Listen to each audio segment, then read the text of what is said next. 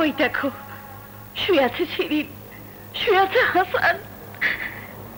কালো যারা হেসে খেলে ওই করিডোর দিয়ে হেঁটে যেত ক্লাসে, তোমাদের পাশে যে কথা বলতো, তোমাদেরকে ভালোবাসতো, তোমাদেরকে শাসন করতো, অথচ আজ ওরা লাশ হয়ে শুয়ে আছে এই কলেজ প্রাঙ্গণে। কিন্তু কেন কেন তোমরা জানো না? তোমরা জানো না কেন ওরা লাশ হয়ে শুয়ে আছে? এরপরও তোমরা চুপ করে থাকবে? শিরিন তোমাদের শিক্ষয়িত্রী ছিল, সে তোমাদের মায়ের মতো ছিল, তোমাদের বোনের মতো ছিল। এই দেখো, ওটা তোমাদের মায়ের লাশ, ওটা তোমাদের বোনের লাশ।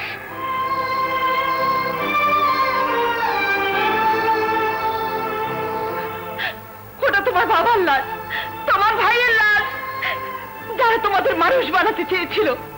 আর যদি শিরিন তোমার নিজের মা হতো, তোমার নিজের বোন হতো, হাসান যদি তোমার নিজের বাবা হতো, তোমার নিজের ভাই হতো, তাহলে কি তোমরা পারতে এভাবে মুখ বুজে থাকতে, মুখ বন্ধ করে থাকতে? মানুষ গড়ার স্বপ্ন নিয়ে, জ্ঞানের আলো জ্বেলে দেবার দায়িত্ব নিয়ে যারা দেশের মুখ উজ্জ্বল করতে চাইল, আজ তারা শুয়ে আছে লাশ হয়ে। আজ সারা দেশের প্রতিটি শিক্ষাঙ্গনে এই ঘটনা ঘটছে। কেন ঘটছে? তারা ঘটাচ্ছে এই ঘটনা। সমাজে সন্ত্রাস চালিয়ে যাওয়ার জন্য কিছু লোক কলেজকে ব্যবহার করছে, কিছু লোক রাজনীতির ফায়দা লুটার জন্য ব্যবহার করছে এই কলেজ। আর এই অন্যায়ের প্রতিবাদ করলে তাকে হতে হয় শিরিন, না হয় হাসান। আর কতদিন এটা চলবে বলো? আর কতদিন? প্রিন্সিপাল সাহেব, আপনি এই কলেজের মাথা, আপনি সবার বাবার মতো। আজ সত্য প্রকাশ করার দায়িত্ব আপনার। আপনি যান, থানায় গিয়ে বলুন, সব বলে দিন স্যার। মিস রোকেয়া, ব্যাপারটা কলেজের নয় এবং ঘটনাটাও কলেজ কম্পাউন্ডে ঘটেনি। এখানে কলেজ কর্তৃপক্ষের কিছুই করার নেই। প্রিন্সিপাল সাহেব, আপনি নিজেও জানেন কাল ভিসিআর এর মুখোমুখি প্রতিবাদ করায় আজ শিরিনকে জীবন দিতে হয়েছে। আর ওই খুনের একমাত্র সাক্ষী বলে ওরা হাসানকেও খুন করেছে। এটা অবশ্যই আমাদের কলেজের ব্যাপার। আপনি যান, আপনি যান, রিপোর্ট করুন। আমি এক্ষুনি থানায় ফোন করছি। হ্যাঁ, দাঁড়ান।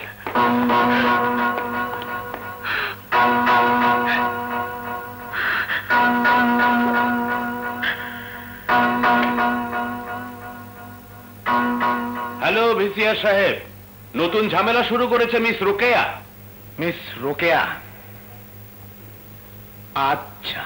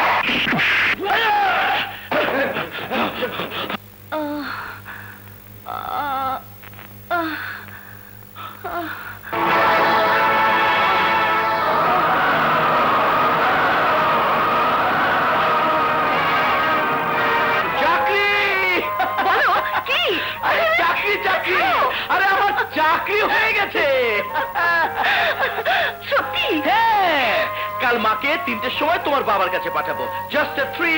ঠিক আছে? কেন? তোমার আমার বিয়ের প্রস্তাব নিয়ে। ওকে?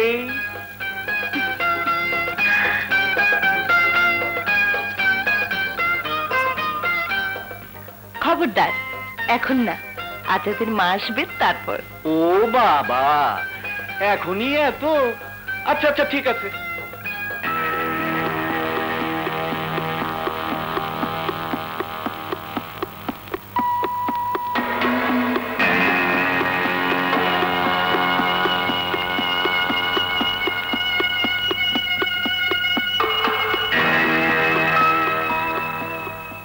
আরে সন্ধে তো হয়ে এলো, কেউ তো এলো না। না না, তুই কোনো চিন্তা করিস না, হয়তো কোনো সমস্যা হয়েছে। আমি আর দেরি করতে পারছি না, থানায় যাচ্ছি। ওরা এলে সোহেলকে দিয়ে খবর দিস। হ্যাঁ,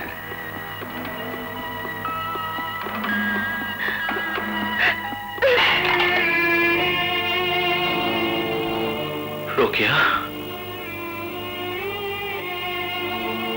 রোকেয়া, রোকেয়া, তুমি এখানে?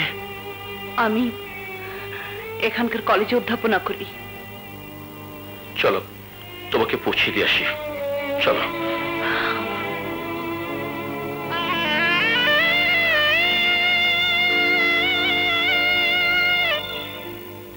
পাঁচ বছর আগের লোকে আর আজকের লোকে এক নয়। আজকের লোকে একাই পথ চলতে পারে।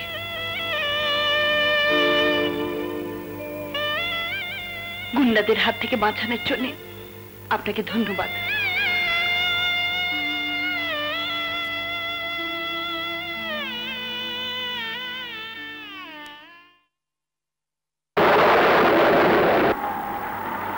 পাঁচ বছর আগের লোকে আর আজকের লোকে এক নয়। আজকের লোকে একাই পথ চলতে পারে।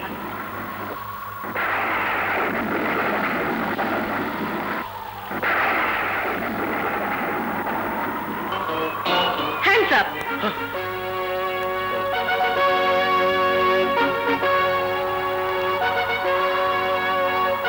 ও, তোকে না কতবার বলেছি আমার পোশাক আর পিস্তলে খেলা করবি না? তা তো বুঝলাম, আজ আমার বড্ড খিদে পেয়েছে। সে কখন থেকে মুখ ভার করে দাঁড়িয়ে আছো, খেতে চলো না। আমার খিদে নেই, তুই খেয়ে নে তো। ভাইয়া, তুমি জানো না তুমি না খাইয়ে দিলে আমি খেতে পারি না। চলো তো। আজাদ, তোর কি হয়েছে বাবা? জানি না মা, জানি না। আজ কত বছর পর তোমার সাথে দেখা হলো আজাদ। আমার জীবন থেকে কেন তুমি চলে গেলে?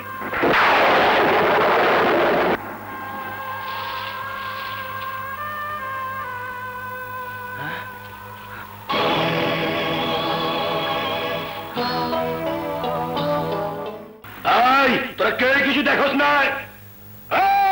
তোরা কে কিছু হনস নাই? কে কিছু কইলে বড়িতে কল্লাটা আলাদা করে ভাড়ামো, বুঝছে?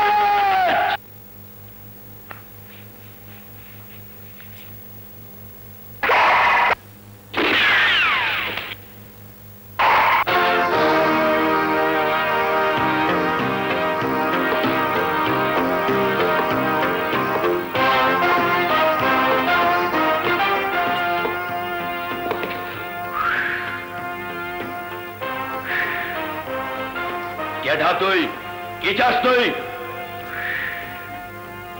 গেলি হেনতে না বাড়িতে কল্লা আলাদা করে ভালো?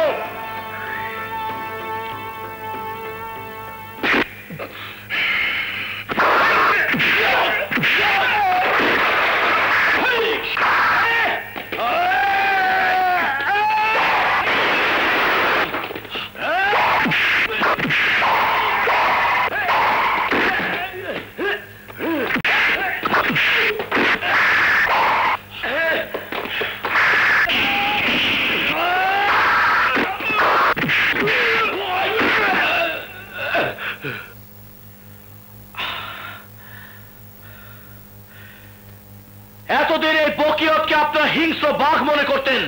দেখুন দেখুন, আজ সে বিড়ালের বাচ্চা হয়ে গেছে। ওর বাহাদুরি আজ থেকে শেষ। যান, আপনারা যার যার কাজ যান, যান যান।